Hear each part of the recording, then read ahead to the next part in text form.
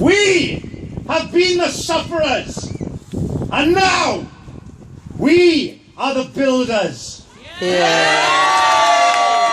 And my God, how they built, and what they built. Every bit as much a wonder of the world as any architectural marvel or any natural miracle. The National Health Service. A truly monumental vision. The result of true representation, of real advocacy. A symbol of equality, of fairness, and of compassion. The nation that swept the post-war Labour government into power was made up of a people who had faced the horrors and the hardships of the Second World War and had bound together as one community to overcome them. They had been sustained and inspired by their feeling of comradeship and their sense of responsibility for their fellow man and woman, compelled to help those in need and those struggling in the face of hardship.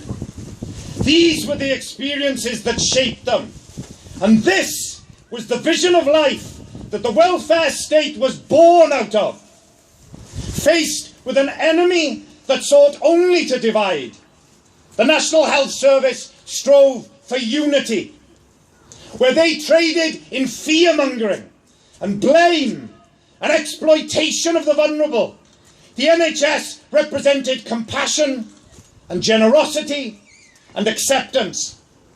Where they slavered with voracious self-interest, the NHS symbolised courageous self-sacrifice for the good of all. In his book, In Place of Fear, Bevan said, "The collective principle asserts that no society can legitimately call itself civilised if a sick person is denied medical aid because of lack of means."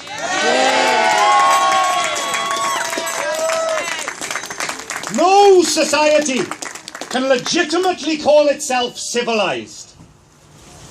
Now that begs the question, what sort of society do we want to be? Civilised! What is our vision for ourselves? Compassion! What are the qualities and the principles that we aspire towards and choose to defend because it is a choice?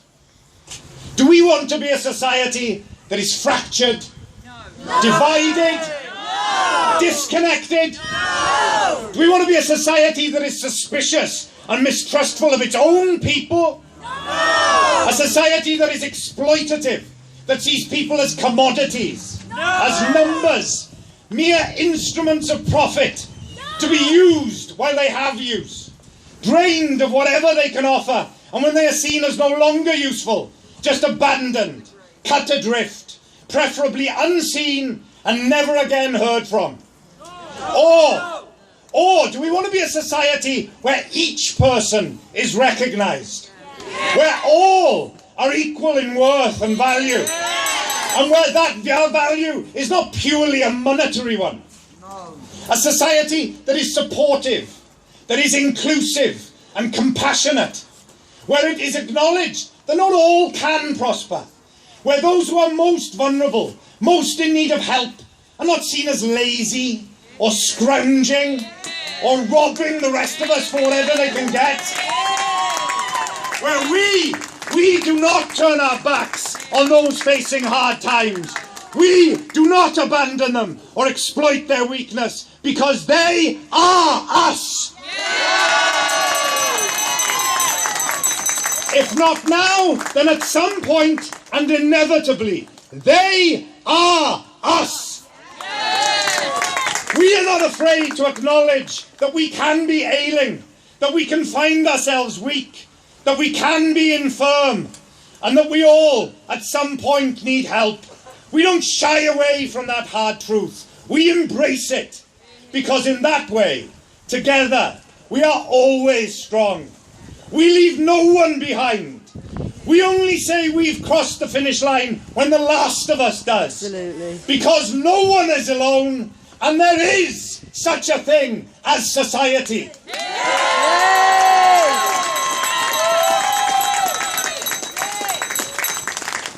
This is what I believe to be Aneurin Bevan's vision of a living tapestry of a mixed community, as he said. At a time now when people mistrust politicians as being too professional, too disconnected, no longer representing the voice of the people they have been elected to serve, but more likely to represent the voice of wherever the money is. No longer standing for anything meaningful or inspired by strongly held beliefs. At a time like this, a man like Aneurin Bevan seems like a mythical creature, like a unicorn perhaps, or perhaps more fittingly, a dragon. He didn't care what the polls were saying. He didn't worry about his PR or what the current popular trends might be. His vision was long-term. It was far-reaching, visionary in its scope, and revolutionary in its effects. He had cast-iron integrity and a raging passion. This was a man who had no fear in standing up for what he believed in, and he made no bones about how he felt. This was a man who publicly stated no amount of cajolery and no attempts at ethical or social seduction can eradicate from my heart a deep, burning hatred for the Tory party.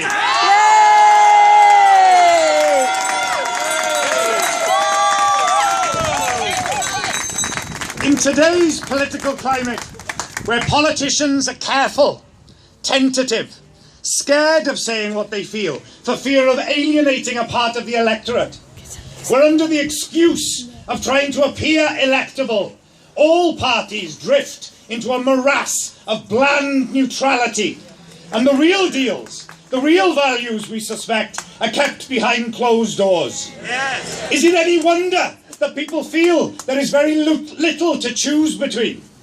Bevan said, "We know what happens to people who stay in the middle of the road. They get run down." So when people are too scared to say what they really mean, when they're too careful to speak from their hearts, when integrity is too much of a risk, it's no surprise that people feel disengaged with politics. There is never an excuse to not speak up for what you think is right. Yes! You must stand up for what you believe. Yay! But first of all, by God, believe in something. Yay! Because there are plenty out there who believe in grabbing as much as they can for themselves. Absolutely. Constantly sniffing around for markets to exploit, for weakness to expose. They won't say it, of course. They're too smart for that. No one says they want to get rid of the NHS. Everyone praises it across all parties. It is about as powerful a symbol of goodness that we have. So it would be too dangerous not to. But for decades now, there has nevertheless been a systematic undermining of its core values. This is beyond party politics. The Labour government arguably did as much damage to the NHS as any Tory or coalition-led one. Yay! This is about who we want to be as a nation and what we believe is worth fighting for. Too many people have given too much and fought too hard for us to give away what they achieved and to be left with so very little. To those across the whole party political spectrum, and to anyone in any position of power or authority, I ask you to search your heart and look at who and what you serve. To those who have discarded all principles save that of profit before all else. To those who have turned their backs on the very idea of a truly democratic society and aligned themselves to nothing but self-interest. To those who have betrayed the vision of equality and justice and compassion for all, that vision that provided the crucible from which came forth the National Health Service. I say to you, as Aneurin Bevan said in Trafalgar Square in 1956, you have besmirched the name of Britain. You have made us ashamed of the things of which formerly we were proud. You have offended against every principle of decency, and there is only one way in which you can even begin to restore your tarnished reputation. Get out!